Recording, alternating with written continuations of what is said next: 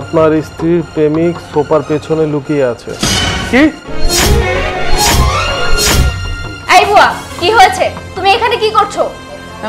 আমি আসলে উনি ভেবেছে আমার পায়ে এখানে বসে থাকতে থাকতে ব্যথা হয়ে গিয়েছে, তাই চেয়ারটা নিয়ে আসছে আমি যাতে চেয়ারের উপর পাও রাখতে পারি, এই আর কি। ওরে বাপ রে বাপ, এত দরদ! এই বুয়া, বাথরুম পরিষ্কার করেছো? হ্যাঁ ম্যাডাম, করছি। ঘর মুছেছো? হ্যাঁ ম্যাডাম, ঘর মুছছি। বাকি যে সব কাজ ছিল ওইগুলো করেছো? হ্যাঁ ম্যাডাম, সব কাজগুলোই করছি। আরে তুমি ওনার সাথে এত খারাপ ব্যবহার করছো কেন?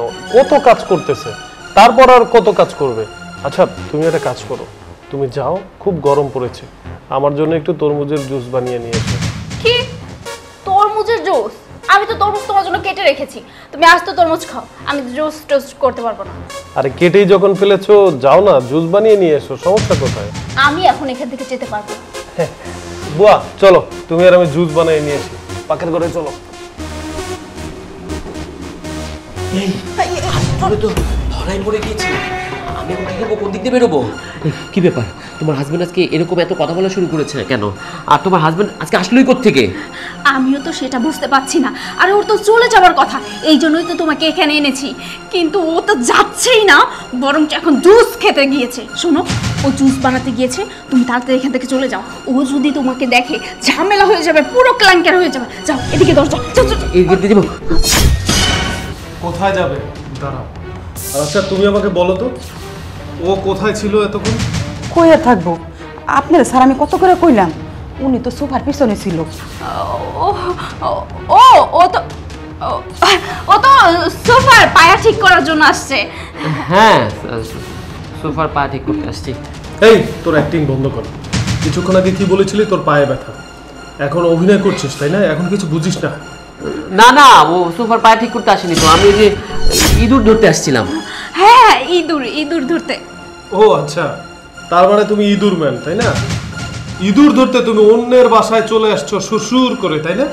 এই তুই কি ইঁদুর ধরতে এসছিস না আমার বউকে ধরতে এসছিস? সত্যি কথা বলতো। তুমি এই সমস্ত কথা কেন বলছো বলো তো? ও আসলেই ইঁদুর ধরতে আসছে। তুমি তো জানোই আমি ইঁদুর কত পরিমাণ ভয় পাই, এই জন্য ওকে ডেকেছি যে ইঁদুরটা ধরে আপনি নিয়ে যান।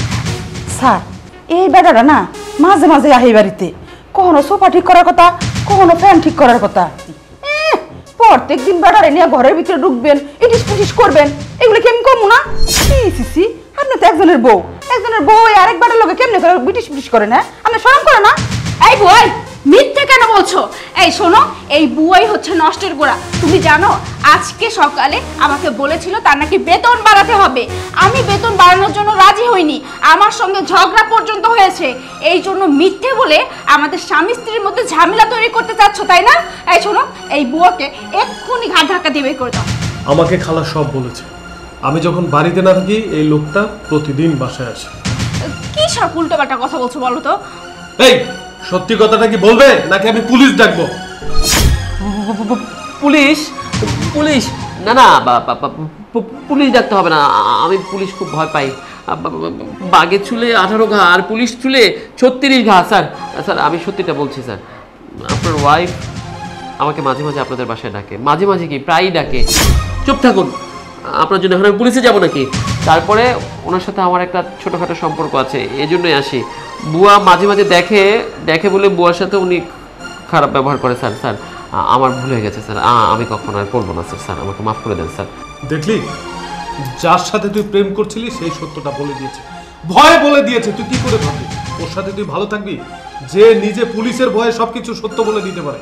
আর শোন, তোর মতো এরকম চরিত্রহীন মেয়ের সাথে আমি আর সংসার করতে চাই না। এই মুহূর্তে তোর প্রেমিককে নিয়ে আমার বাসা থেকে বের হয়ে যা, বের হয়ে যা। মেঘ, তুমি কি বলছো? বেরিয়ে যাবো মানে? কোথায় যাবো বেরিয়ে? দেখো তুমি ছাড়া তো আমার আর কেউ নেই, আমাকে বাড়ি থেকে তাড়িয়ে দিও না, আমার ভুল হয়েছে, আমাকে মাফ করে দাও। কি বলতেছেন? আমি ওনারে নিয়ে যাব? ওনারে নিয়ে কেন যাব? আমার স্ত্রী আছে, আমার সন্তান আছে, আমি তাদের নিয়ে খুব হ্যাপি আছি। মাঝখানে একটু সম্পর্ক করতে গেছি, এই দায়িত্ব আমি নিতে পারবো না, ঝামেলা, আমি যাচ্ছি। আরে কি দেখলি তার সাথে কি করছিলি? তোকে ফেলে চলে গেল, এবার কি করবি? এই সংসারও হারাইলি, ওই সংসারও হারাইলি, এখন কোথায় যাবি? দেখো মেঘ, আমি আর কখনো এমনটা করব না। আমার শিক্ষা হয়েছে, তুমি প্লিজ আমাকে বাড়ি থেকে বের করে দিও না। তুই আমার বিশ্বাস নিয়ে খেলেছিস। তোর মতো মেয়ের সাথে আজকের পর থেকে আমার কোনো সম্পর্ক নাই। ভালোই ভালো যা, না হলে কিন্তু আমি পুলিশ ডাকবো। আউট।